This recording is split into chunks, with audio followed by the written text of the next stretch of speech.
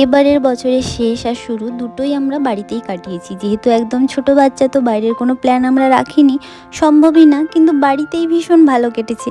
কারণ যতই হোক মেয়েকে নিয়ে প্রথম আমাদের স্পেশাল কিছু কাটানো, তো লাইটগুলো এবার ওর জন্যই লাগানো হয়েছে। এতদিন তো নিজের জন্যই লাগাতাম। ভীষণ পছন্দ করে লাইট দেখতে, ঠিক আমার মতোই। তো এখানে অনেকটা রাত্রি হয়ে গেছে, প্রায় 9:30 10টা বাজে।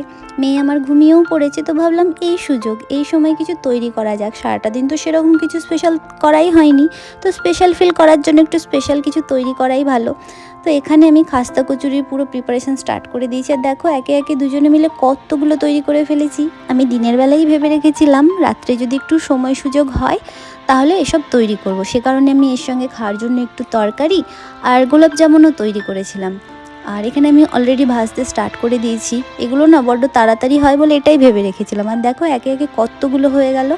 আর এখানে আমরা খেতেও বসে গেছি। তো এভাবে তো আমাদের 31st কাটলো। আর পরের দিন মানে 1 জানুয়ারি শুরুটাই এরকমভাবে হয়েছে। ঘুম থেকে উঠে পড়েছি, আর বাস ঘুম থেকে উঠে ও তো আমাকে ছাড়বেই না। সারাটা দিন এরকমভাবে কেটেছে।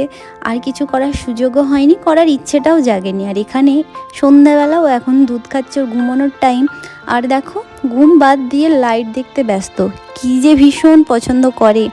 তোর ঘুমানোর পর ভাবলাম সারাটা দিন তো কিছুই হলো না, তো স্পেশাল ফিল করার জন্য একটাই রাস্তা, আবার কিছু খাওয়া যাক।